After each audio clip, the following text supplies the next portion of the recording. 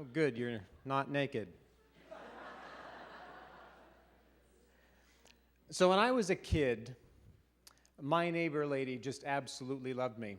She used to tell my mom something like, "That little pyromaniac is going to burn down the neighborhood." And she was all wrong. I wasn't a pyromaniac. I was a nice kid.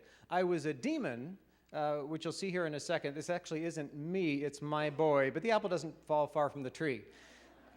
But I was good with being a demon because the people who called me a demon lived halfway across the world and demonized me because I was born here, which makes almost all of us demons.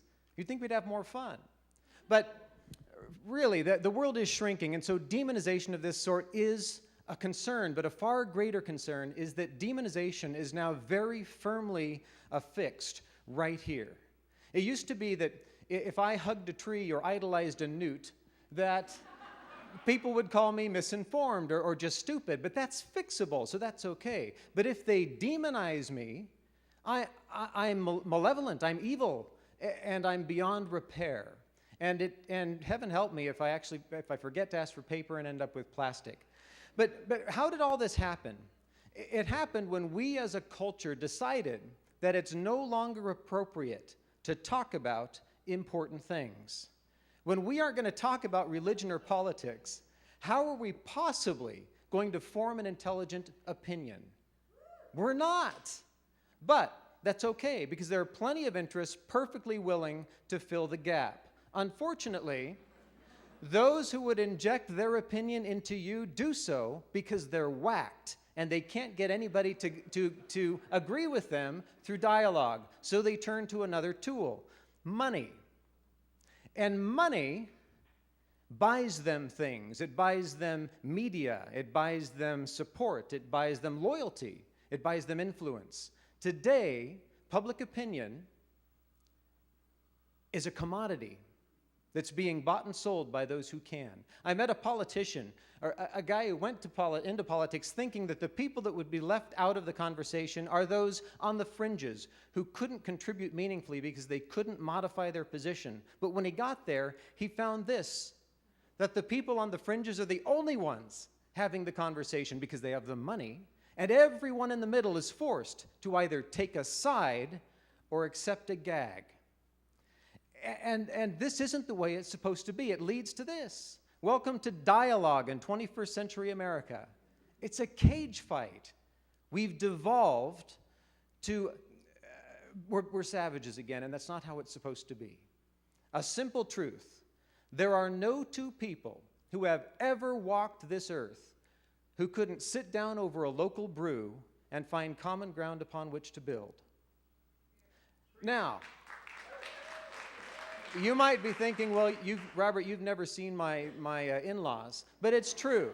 I don't know if it's more about humanity or beer, but it's true.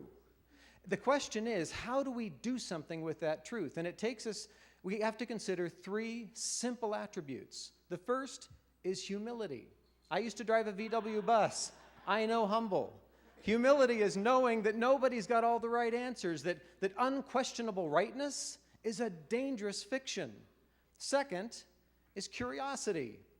If we aren't curious why those who disagree with us do so, if we don't want to know why, we can never find a meaningful solution.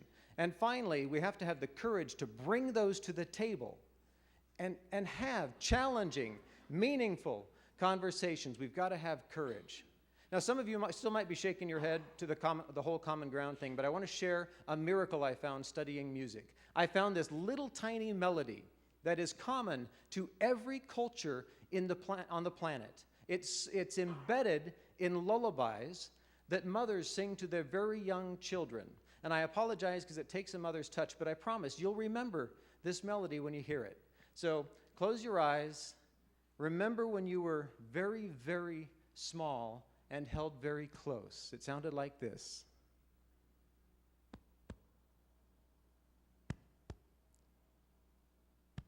I love you.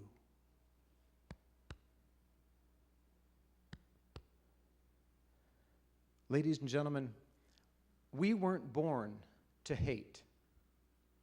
Hate has to be taught. We were born to join together and build beautiful and magical things.